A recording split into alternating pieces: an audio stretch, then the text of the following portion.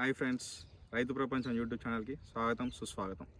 ఈరోజు ప్రస్తుతం మనం నల్గొండ జిల్లా మాడుగులపల్లి మండలం వరగూడెం గ్రామంలో ఉన్నాము. ప్రస్తుతం మనం ఉన్నది 50వ రోజు ఉన్న పుచ్చ చేను. ఈ చేను వచ్చేసి మనం ఇందులో 4 ఎకరాల చేను. ఇందులో మనం సాగర్ సింగం సీడ్స్ పెట్టామండి. సో ఈరోజు ఈ వీడియోలో మనం పుచ్చకాయకి మనకి నార్మల్గా ఏంటంటే చిన్న చిన్న పురుగులు అంటే లద్దె పురుగులు అట్లాంటివి వచ్చి మన కాయని ఇట్లా నాకుతుంది. సో దానివల్ల ఏంటంటే కాయకు మచ్చ వస్తుంది. మీరు ఇక్కడ చూసినట్టయితే ఈ కాయకి ఇక్కడ చూసారు కదా, ఇనిషియల్ స్టేజ్లో ఈ కాయనంతా ఇట్లా ఆ పురుగు అనేది నాకింది. సో ఇదంతా చూసారు కదా. సో దీన్ని ఎలా నివారించుకుందాం, దీనివల్ల లాభ నష్టాలు ఏంటి మనం చెక్ చేసుకుందాం. సో ముందుగా చూసుకున్నట్టయితే ఈ కాయ అనేది మనకి 30-35 డేస్లో ఒక దోసకాయ సైజ్ అంతా లావ్ అవుతుంది. సో ఈ టైం నుంచి ఆ పురుగు అనేది దీన్ని డ్యామేజ్ చేయడం స్టార్ట్ చేస్తుంది. సో అప్పటి నుంచి మనం దీన్ని నివారణ తీసుకోవాలి. సో ఇది ఎలా ఉంటుందంటే మనం ఏం చేస్తాం, ప్రతిసారి స్ప్రే చేస్తాం. స్ప్రే చేయగానే ఎమ్మటే ఇది ఆ పురుగు చచ్చిపోయింది అనుకుంటాం. కాకపోతే ఈ పురుగు ఏం చేస్తుంది, పురుగు అనేది మట్టిలో దాచుకుంటుంది. సో ఎప్పుడైతే నైట్ టైం మనం స్ప్రే చేసిన అయిపోయిన తర్వాత మళ్ళీ అది కాయ మీదకి వచ్చి కాయని మళ్ళీ డ్యామేజ్ చేసి మళ్ళీ మన మట్టిలోకి వెళ్ళిపోతుంది. సో దీనివల్ల ఏంటంటే మనం దాన్ని గుర్తించలేము, కాయ అనేది లాస్ అవుతూ ఉంటుంది.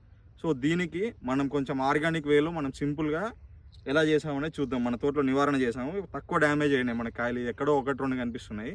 సో ముందుగా ఎకరానికి 1 లీటర్ మోనో మన మార్కెట్లో దొరుకుతుందండి. లీటర్ 650 రూపీస్ ఉంటుంది. దాంతోపాటు కేజీ బెల్లం, ఏ బెల్లం అయినా తీసుకోవచ్చు. దాంతోపాటు మన మిల్లులో దొరుకుతుందండి మనకి చీరు, అంటే మన తౌడు నూకలు మిక్సింగ్లో ఉంటుంది.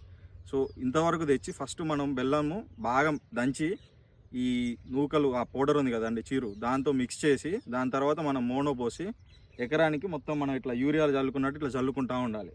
సో దానివల్ల ఏమవుతుందంటే ఆ స్వీట్నెస్కి, ఆ బెల్లంకున్న స్వీట్నెస్కి ఆ పురుగు వచ్చి ఆ బెల్లాన్ని టేస్ట్ చేస్తుంది. సో అందులో మనం మోనో ఆల్రెడీ కలుపుతాం కాబట్టి ఇన్సెక్టిసైడ్, సో అది తిని అది చనిపోతుంది. సో దాని ద్వారా మనకి ఆ భూమిలో ఉన్నా సరే అది చనిపోతుంది. మనం స్ప్రే చేసినప్పుడు ఎంతసేపు ఉన్నా కానీ ఆకు మీద ఉంటేనే చనిపోతుంది. సో ఇట్లా మనం పైన ఉన్నది నివారించుకోవచ్చు, భూమిలో ఉన్నది కూడా నివారించుకోవచ్చు.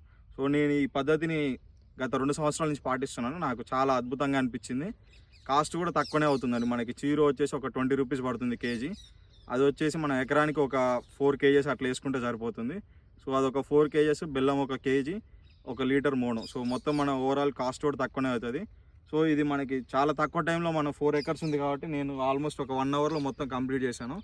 సో నాకు చాలా ఎఫెక్టివ్ అనిపించింది. నేను పొద్దున ఇట్లా నార్మల్ ఈ సాళ్ళలో తిరుగుతున్నా కానీ ఆ పురుగులు కింద పడడం జరిగింది.